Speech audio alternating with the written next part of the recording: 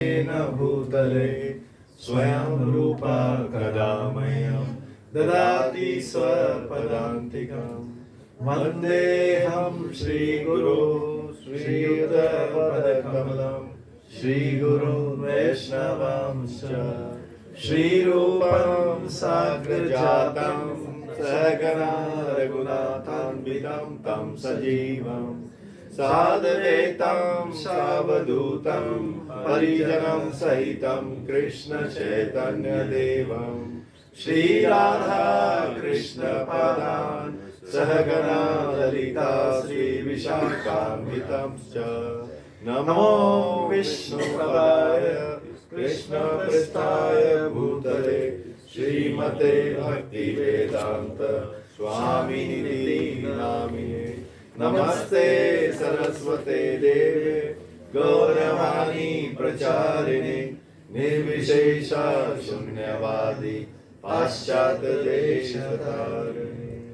वंशाकल्पतरुभ्यश्च कृपा सिन्धुभ्येव च पतितानां पावनेभ्यो वैष्णवेभ्यो नमो नमः।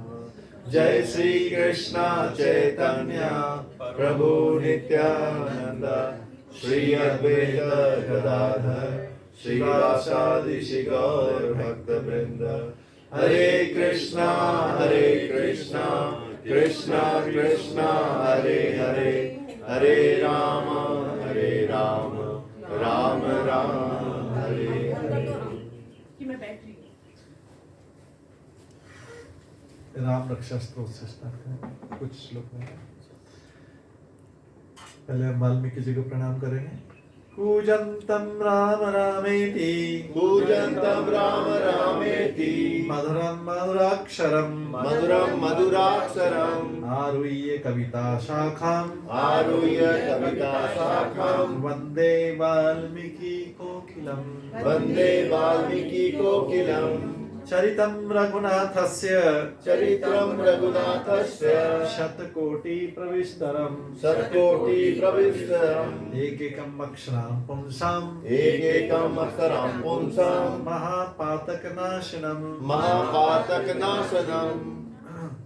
इसके बाद रामाय रामभद्राय रामचंद्राय वेदसे रघुनाथाय नाथाय सीताय पते नमः। इसके बाद दक्षिणो लक्ष्मणे यस्य वामे च जनकात्मज पुरुतो मारुतिर्यस्य तं वन्दे रघुनन्दनम्। लोकाभिरामं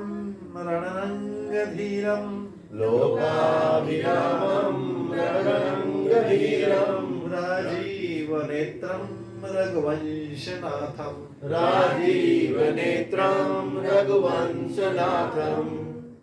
कारुण्यरूपं करुणाकान्तं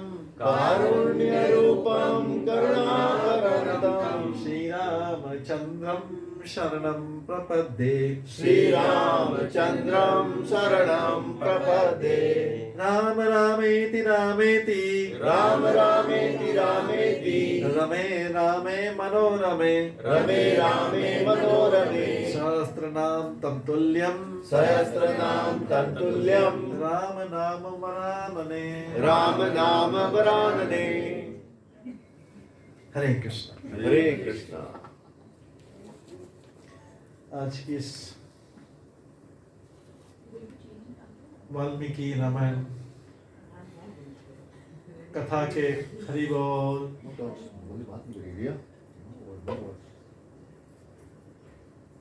आज की इस वाल्मीकि राम कथा के 5वें और अंतिम दिन सभी भक्तों का स्वागत है। कल हमने किष्किंधा के पश्चात सुंदरकांड का अध्ययन किया था। आज हम उसी के आगे जो है युद्ध कांड से शुरू करेंगे। इससे पहले हम थोड़ा कल का एक बार फिर से रिवाइज कर लेते हैं कल हमने क्या श्रवण किया था। कल हमने श्रवण किया था कि किस प्रकार से रामचंद्र जी ऋषिमुख पर्वत पे पहुंचे थे, जहाँ पे सुग्रीव और उनके साथ में हनुमान जी, नल, नील और तारू, ये पांचों वानर थे। वहाँ पर जो है वो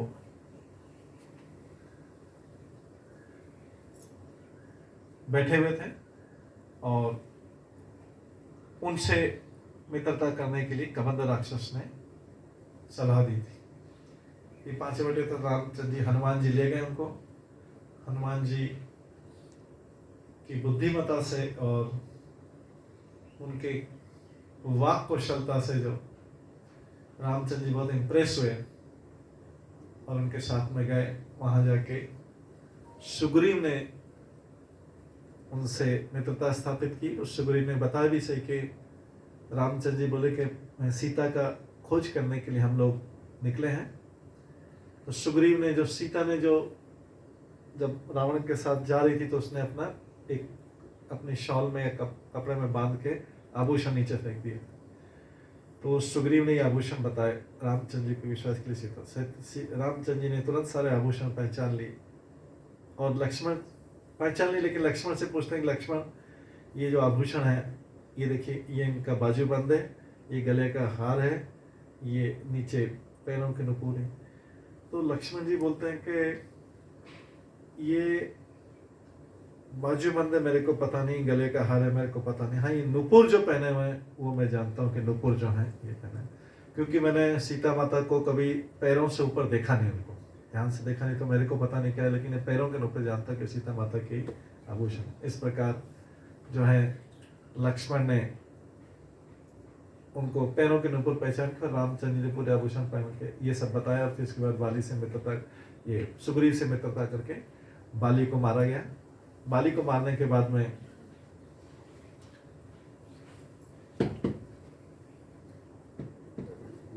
सुग्रीव ने जो है रामचंद्र का कार्य करने में थोड़ी देरी की थी, इससे रामचंद्र से और लक्ष्मण जी नाराज हुए थे, क्रोधित हुए थे। लेकिन इसके पश्चात उन्होंने जाके क्षमा मांगी और फिर सारे वानर 4 ग्रुप में ढूंढने गए पूरे पृथ्वी पे, एक एक कोने में। जो दक्षिण दिशा की तरफ गए थे उसमें हनुमान जी थे, जामवान थे और सारे वानर, बड़े बड़े वानर थे। वो सब जाके दक्षिण दिशा में उनको सीता जी का पता मिला संपत्ति गिद्ध से, जो गिद्धों के वल्चर्स जो थे, गिद्ध राज संपत्ति जो जटायु के भाई भी थे, उनसे मिला।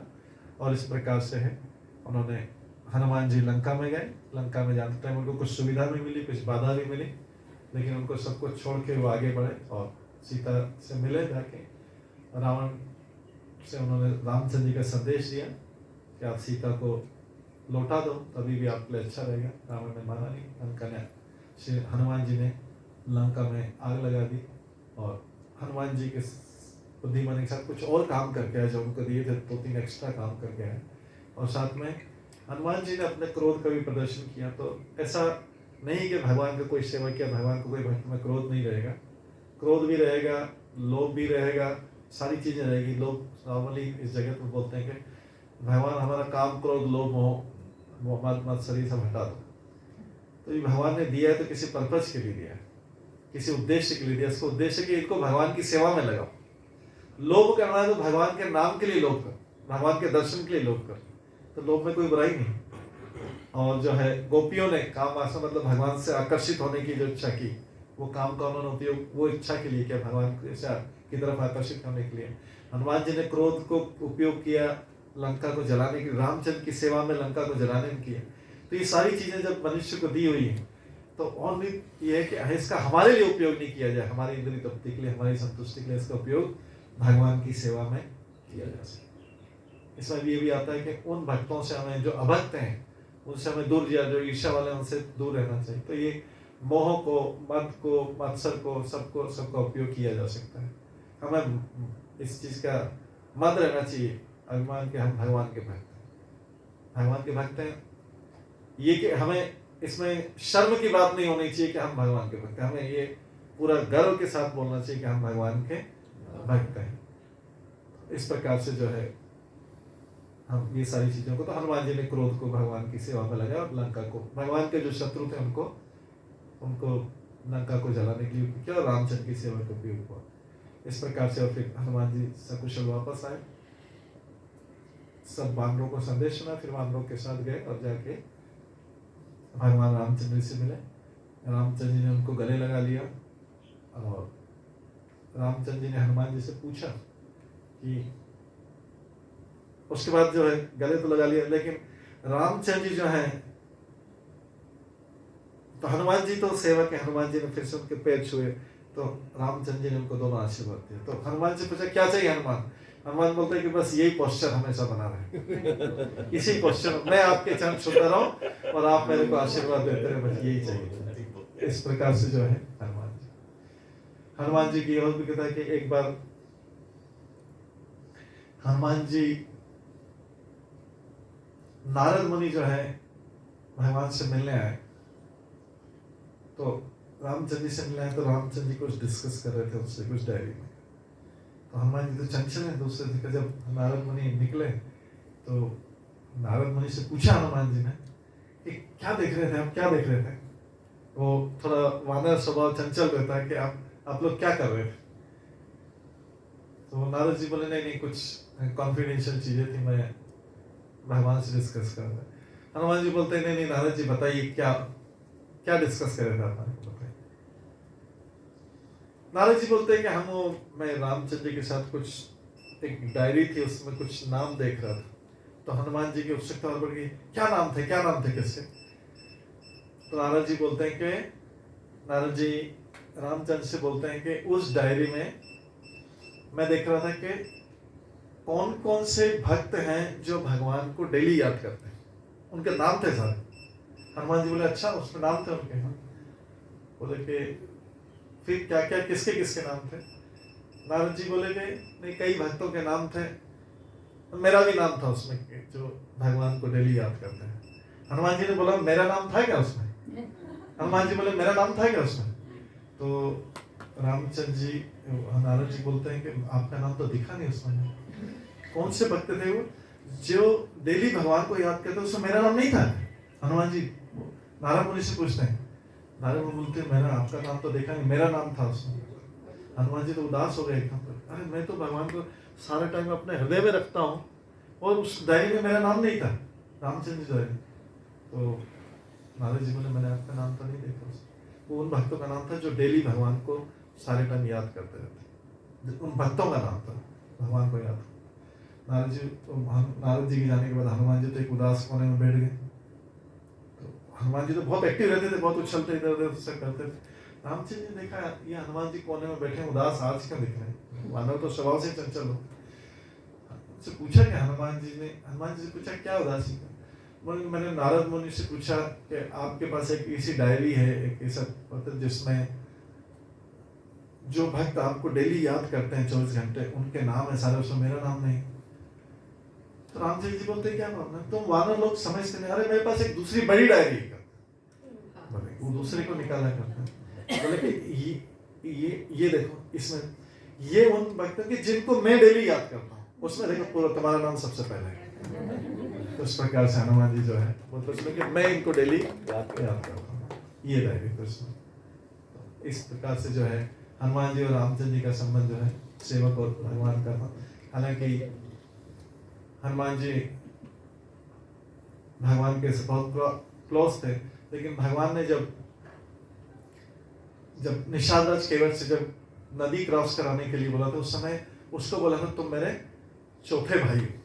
निषाद राज केवट को जिसने गोया नदी से रक्षा जो, और इसके बाद सुग्रीव से आगे बोला था कि तुम मेरे पांचवें भाई हो।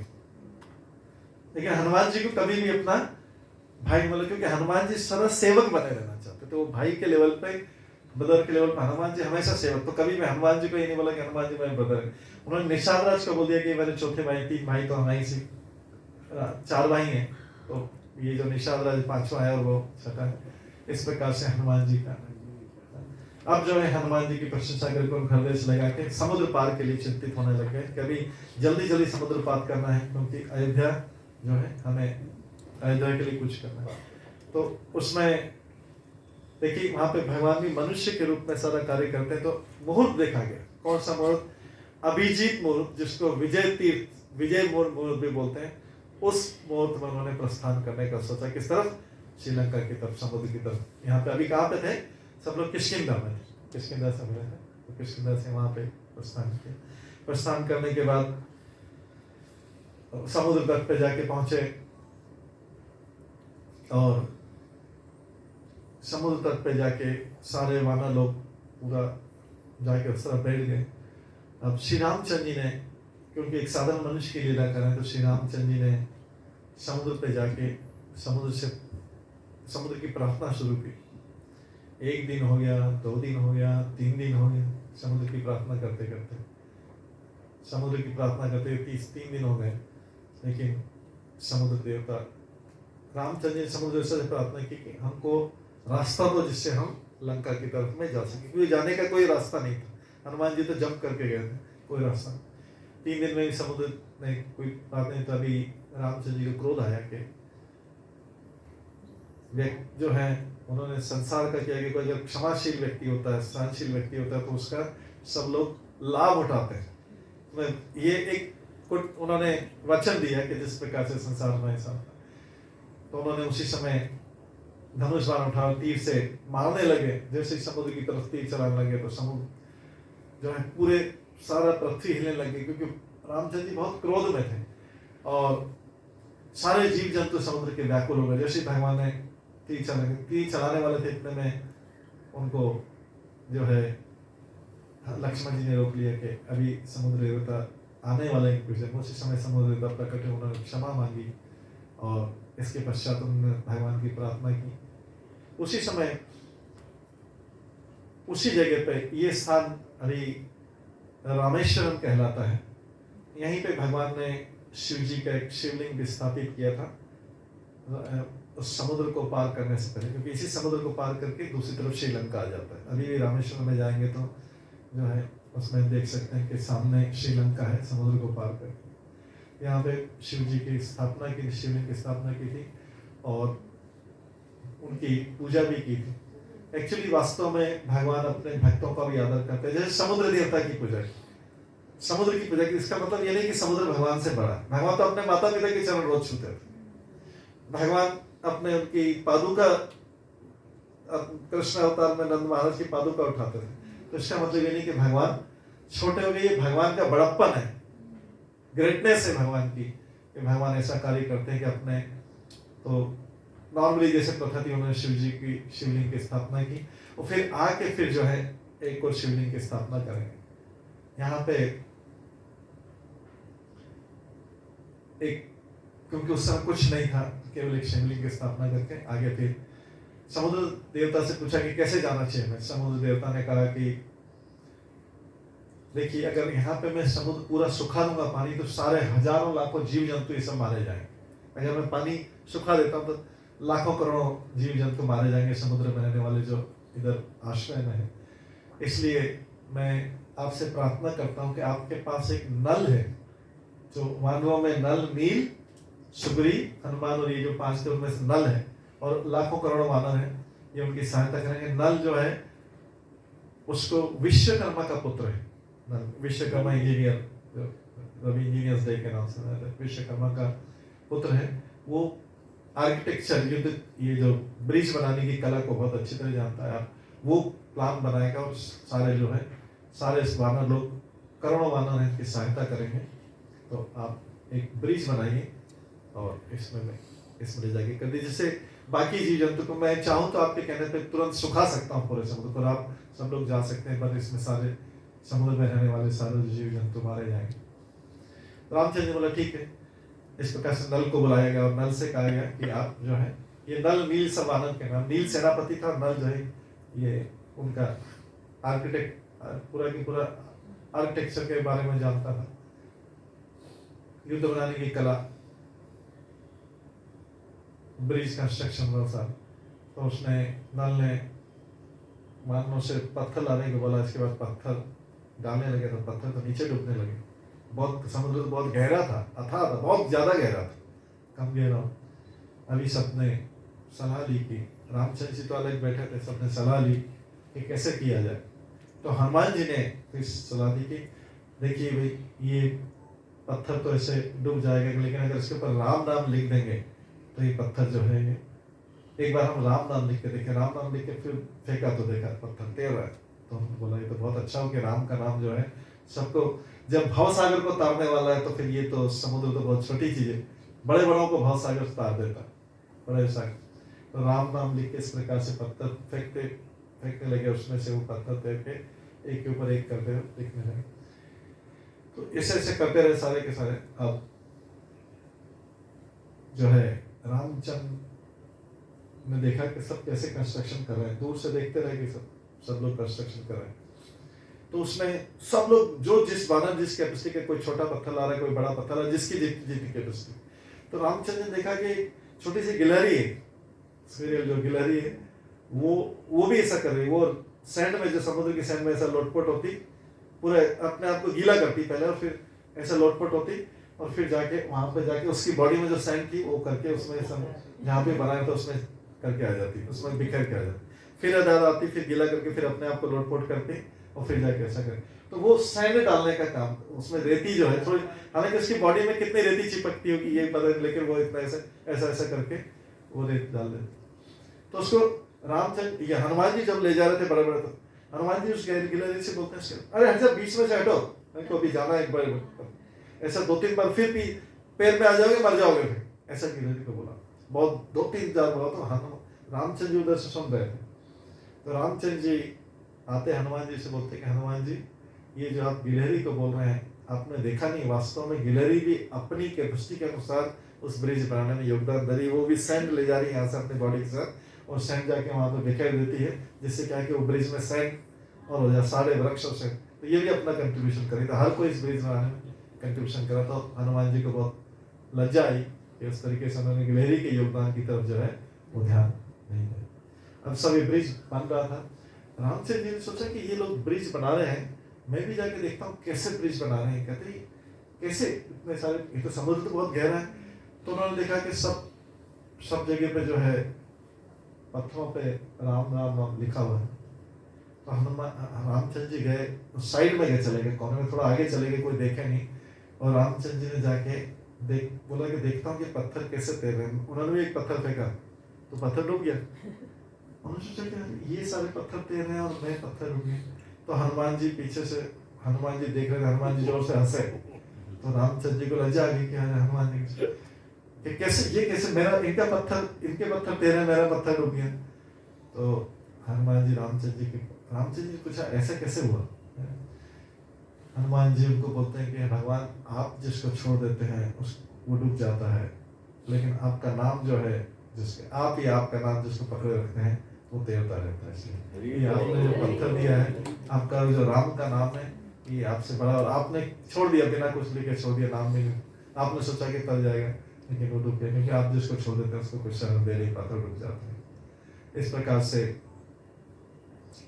हनुमान जी और रामचंद्र की वार्तालाप हुई। समुद्र में पूरा ब्रिज बनाया गया, और ब्रिज बनाने के बाद हनुमान जी ने बोला कि मैं आपको अपने कंधे पे उठाऊंगा, और अंगद जो है लक्ष्मण जी को उठाएंगे, हम आपको जल्दी से आकाश मार्ग से चलेंगे। क्योंकि ये ब्रिज बना था, कितना लंबा चौड़ा था, 100 योजन, 800 माइल्स, क्योंकि एक योजन में 8 माइल होता है, तो 100 योजन का लंबा था। तब इसी को तो क्रॉस करके हनुमान जी गए थे 100 योजन के, तभी तो जंप लगाने की कैपेसिटी देखी थी। और 10 योजन मतलब 80 माइल जो है, 80 माइल्स चौड़ा था ये था। उन्होंने बोला कि आप देरी हो जाएंगे, मैं आपको उठा के ले जाऊंगा, रामचंद्र जी और लक्ष्मण, अंगद जो है लक्ष्मण को ले जाएंगे, हम दोनों आपको आकाश मार्ग से ले जाएंगे, और बाकी सब वानर जो है जल्दी ले आ जाएंगे। तो वानरों का जैसे ब्रिज तैयार हुआ, सब बहुत प्रसन्न हुए। लास्ट में उस समय जब हनुमान जी और रामचंद्र जी को लेकर लक्ष्मण जी सब पहले पहुंचे, तो देखा कि वहां पे जो है विभीषण उस कोने पे स्वागत करने के लिए खड़े थे। विभीषण पहले पहुंच गए, लेकिन देखा कि कुछ निशाचरों ने देखा, कुछ राक्षसों ने देखा कि ब्रिज का कुछ पोर्शन, जो लास्ट का पोर्शन है, उन्होंने पत्थर हटा के तोड़ दिया, निशाचर राक्षस छोड़ दिया, अभी खाली रह गया था। लास्ट चीज कैसे, लास्ट माइल कैसे क्रॉस करें।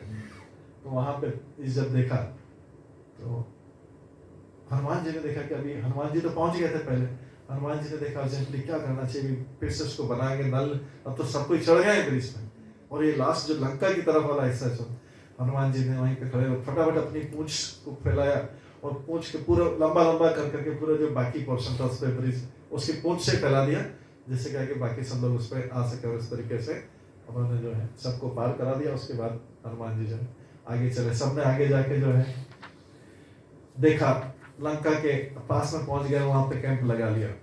गिलहरी का क्या हुआ?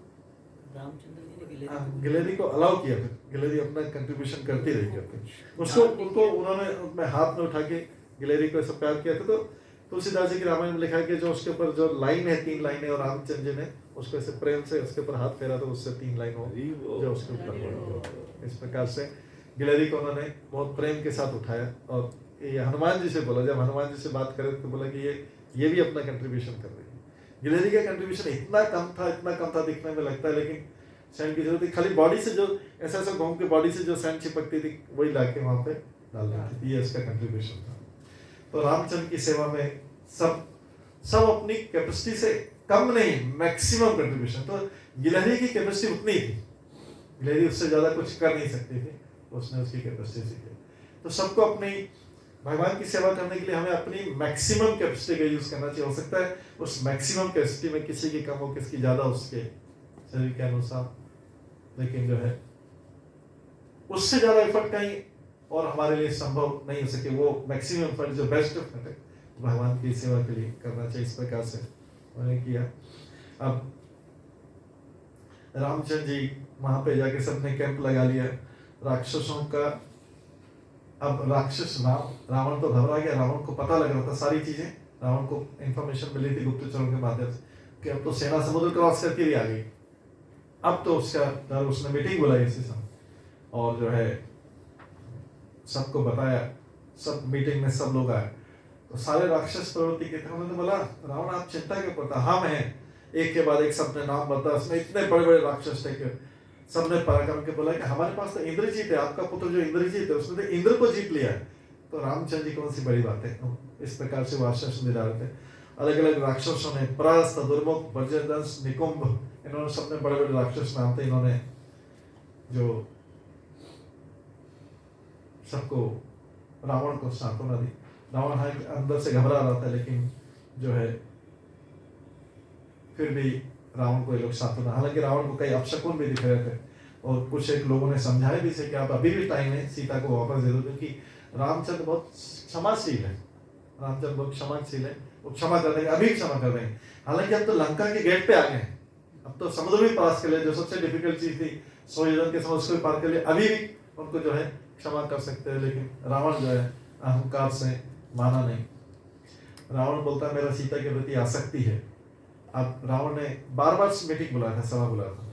इस बार सभा बुलाया तो कुंभकर्ण को भी बुलाया। कुंभकर्ण जो है 6-7 महीने में एक बार उठता था, उसको बुलाया गया। कुंभकर्ण को जो उठाने का अरेंजमेंट है वो भी एक विशेष है।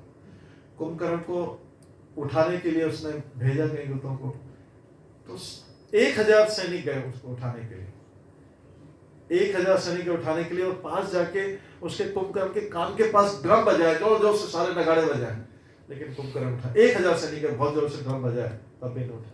और कुंभकर्ण जो है फिर उसके बाद में जाके उसको बड़े, जो कुंभकर्ण खाता था सारे भैंसे, बकरे, हाथी सब खाता था, उसकी पूरी सुगंध से कहते सुगंध से उठ जाए, सब पके हुए ये जो है सारे नॉनवेज आइटम वहां पे उसकी सुगंध से उठ जाए, लेकिन उठा नहीं। फिर बहुत सारे उसके 1000 सैनिक उसके ऊपर चढ़ के जोर जोर से कूदने लगे उसके पेट के ऊपर, तो भी नहीं उठा। फिर अंत में बहुत सारे प्रयास किए, सारे प्रयासों से थक गए। फिर जाके 1000 हाथियों को बुलाया गया, वो उसके सिर के शरीर के ऊपर चढ़े और फिर हाथी ऐसे जंप करने लगे, तब जाके जो है वो हाथी इस प्रकार से कुंभकर्ण का थोड़ा महसूस हुआ कि कुछ उस पर चींटी जैसा या कुछ चल रहा है ऐसा, तो उसकी कुछ नींद खुली। तो इस प्रकार से उसने देखा कहो क्या, तो सब सैनिकों ने बोला कि आपको रावण बुला रहा है। तो कुंभकर्ण गया रावण पे, कुंभकर्ण को एक समय बुलाया कि कुंभकर्ण अभी हम बहुत आपातकाल की स्थिति आ गई, बहुत इमरजेंसी है, रामचंद्र जी पूरी सेना लेके आ गए, ये वानर लोग तो इतने पूरा करोड़ों करोड़ गिनती नहीं दिख रही कि कहाँ से शुरू हो रहे हैं वानरों के। एक तो समुद्र ये वाला पानी वाला समुद्र है कि वानरों का समुद्र दिख नहीं रहा है कि कहाँ इसका एंड हो रहा है, कहाँ से स्टार्ट हो रहा है। इस प्रकार से जब देखा तो अभी तो कुंभकर्ण ने बोला कि क्या बात हुई, आपने ऐसा क्या कार्य कर दिया था? तो उन्होंने बोला कि मैंने सीता का था। तो कुंभकर्ण भी रावण से बुद्धिमान था, हालांकि कुंभकर्ण भी राक्षस ही था। कुंभकर्ण बोलता है जब आपने सीता का अपहरण किया तो मेरे से सलाह ली थी क्या? तो रावण बोलता है कि उस समय तो आप सो रहे थे। तो कुंभकर्ण बोलता है कि आपने जो सीता का जो अपहरण किया है ये बहुत गलत काम किया है, बहुत ज्यादा गलत काम किया है, और अभी भी मौका है कि आप इसको लौटा सकते हैं। मैं भी जानता हूं कि राम जो है शक्तिशाली है, और जो बुद्धिमान व्यक्ति सोच समझ के कार्य करता है वो बाद में पछताता नहीं है। बुद्धिमान व्यक्ति जो होता है सोच समझ के काम करता है। 3 प्रकार के लोग होते हैं, वो बोलता है संसार में करते हैं। एक व्यक्ति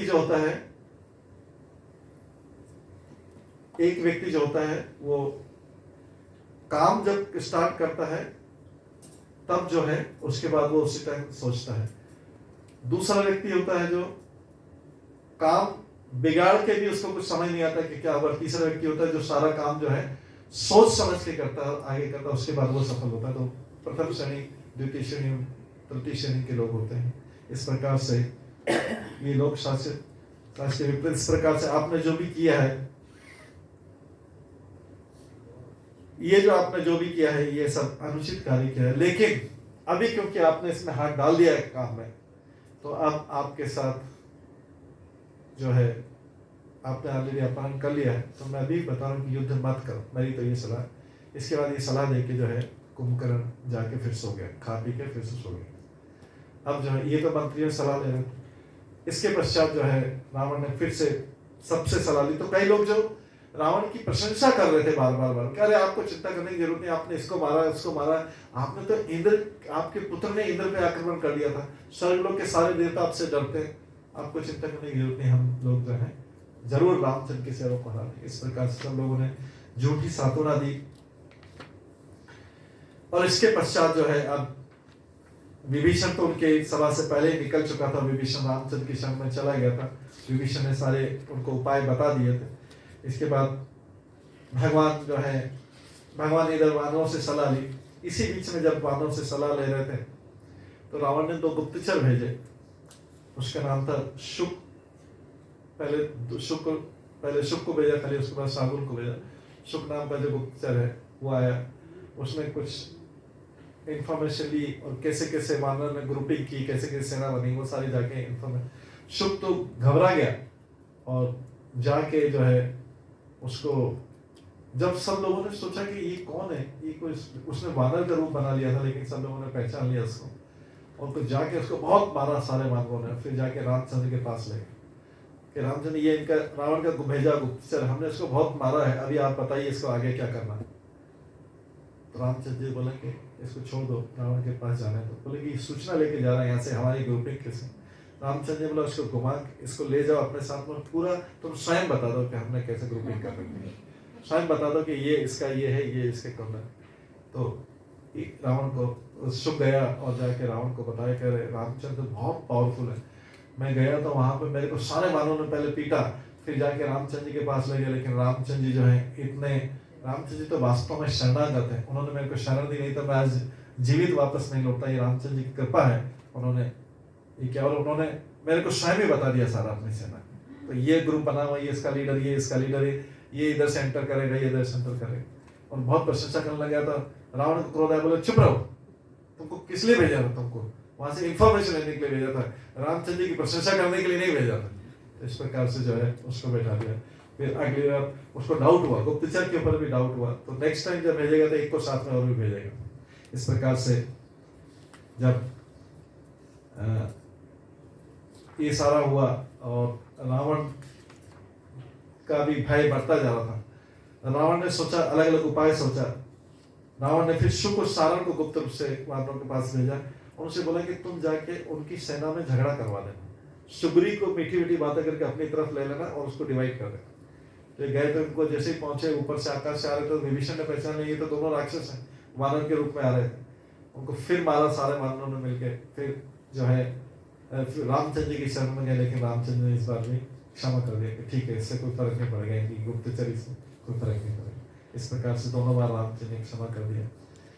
और जो है जाके उन्होंने रावण को बताया, रामचंद्र ने क्षमा करके रावण को बताया कि इस तरीके से जो है उनका वानर, इसका लीडर ये है, इस ग्रुप का लीडर ये, इस ग्रुप का लीडर है। उसमें रीछ भी हैं जो जाम्बान उनका राजा है, लंगूर भी हैं जो काले मुंह वाले बंदर रहते हैं, लाल मुंह वाले बंदर हैं, और इस प्रकार से अलग अलग कलर वाले बंदर हैं, बहुत सारे सारा वानर है।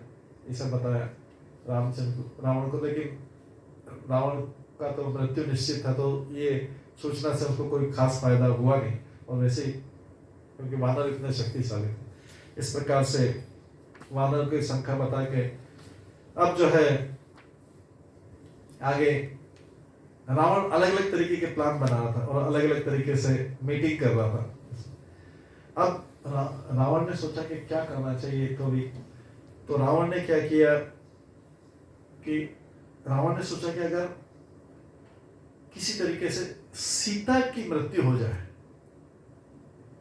तो रामचंद्र जी अपना शरीर छोड़ेंगे, कि रामचंद्र जी तो सीता को लेने आए, और रामचंद्र जी छोड़ेंगे लक्ष्मण जी उनके दुख में शरीर त्याग देंगे, और फिर उसको शरीर त्याग देंगे तो पूरी सेना वापस चली जाएगी उसको। उन्होंने क्या किया कि उसके मायावी राक्षस को बुलाया, उससे बोला कि तुम पूरा रामचंद्र जैसा वेश बनाओ, पूरा एग्जैक्टली रामचंद्र। तो मायावी राक्षस था, पूरा रामचंद्र जैसा वेश बनाया।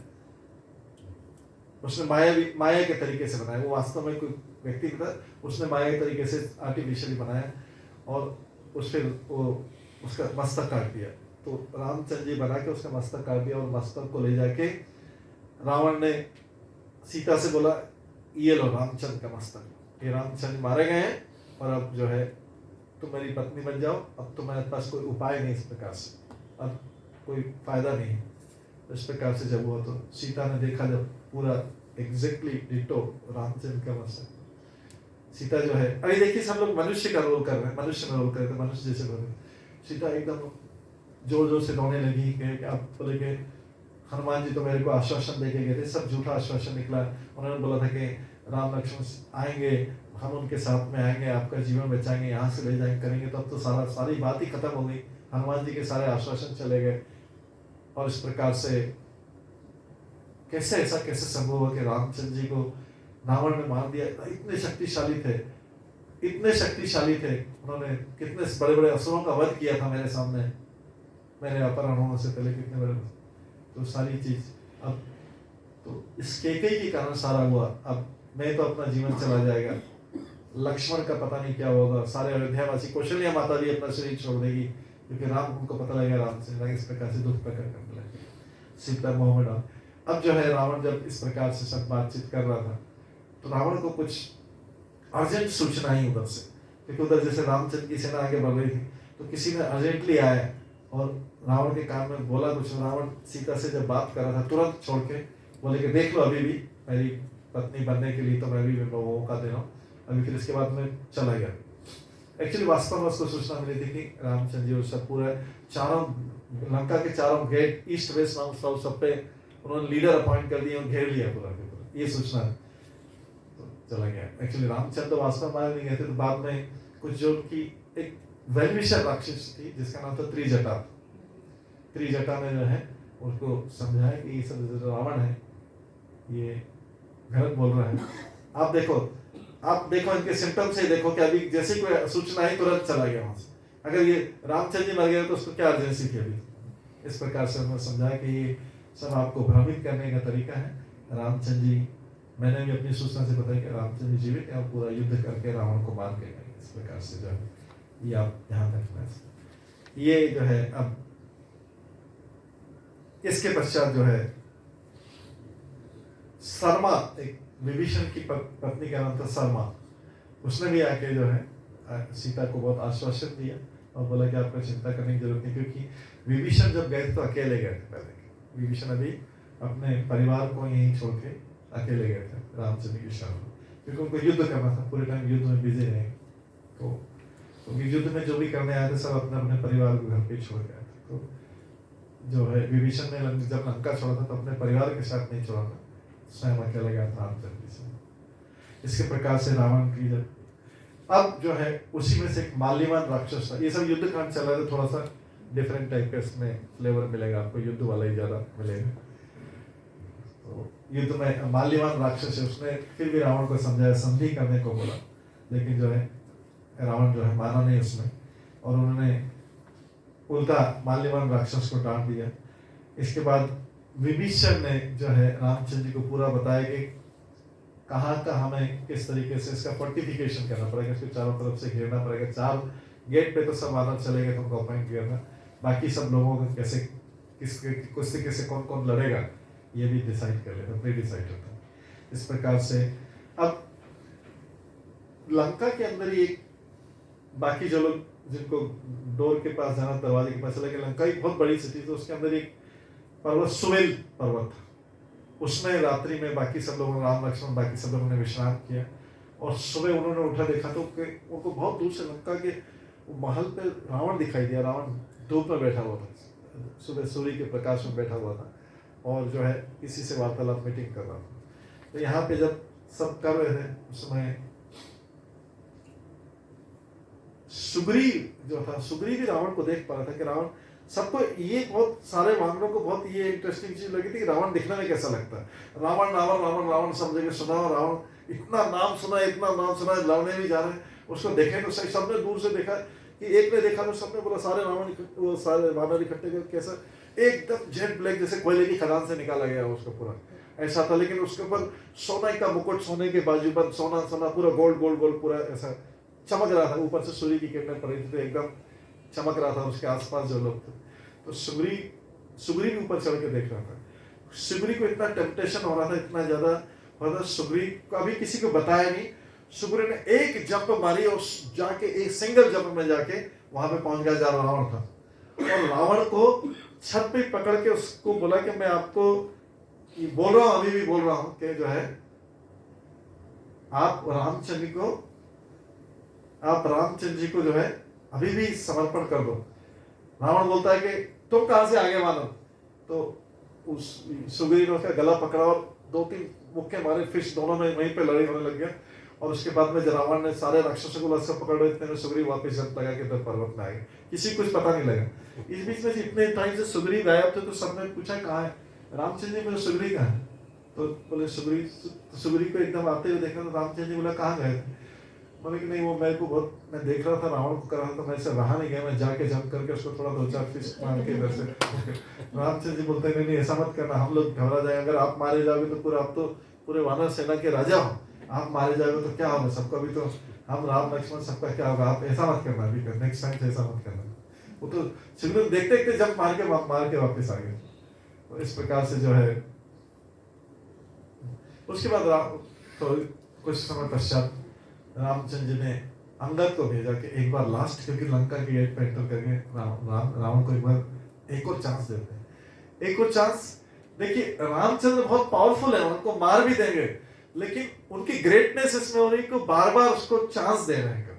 कोई कमजोर व्यक्ति चांस नहीं देगा, ये पावरफुल जो व्यक्ति वही चांस देता है कि अभी भी समय है तो अंगद तुम जाओ मेरा संदेश लेके आओ। अंगद गए, 2-3 जंप में क्या श्रीलंका में पहुंच गए, और सेवकों ने बताया रावण के सेवकों ने कि अंगद आया है, बहुत बलशाली आया है। तो जाके गए और उसको रावण ने बुलाया, कौन किस लिए आया?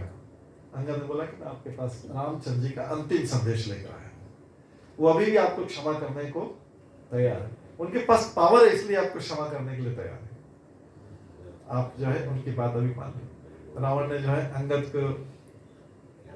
अंगद को डांट फटकारा और बोला कि आप लोग लगता है कमजोर है इसलिए करें। अंगद बोलता है कमजोरी की बात नहीं, हम बहुत पावरफुल हैं, लेकिन आपको इसलिए क्षमा करना चाह रहे क्योंकि हम पावरफुल हैं, शक्तिशाली, इसलिए आपको क्षमा करना चाह रहे। रावण बोलता है इस वानर को उठा के बाहर मार फेंको। तो अंगद ने वहां पे अपना पैर रख दिया, बोले कि अभी मेरे को उठा के फेंकोगे इससे पहले ये पैर को हिलाओ। तो सबने हिलाने का प्रयास किया, सारे मंत्री सब अंगद के पैर को हिला, अंगद का पैर कोई 1 मिलीमीटर भी इधर से उधर हिला नहीं पाया।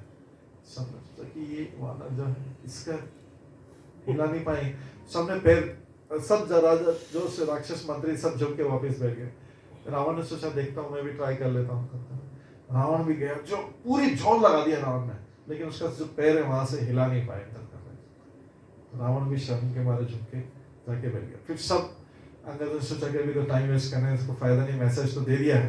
तो अंगद ने सोचा, तो सब जो जैसे सारे राक्षस उसकी तरफ भागने लगे, वो तुरंत ऊपर से ऊपर गया और ऊपर जहाँ रावण बैठा था उसकी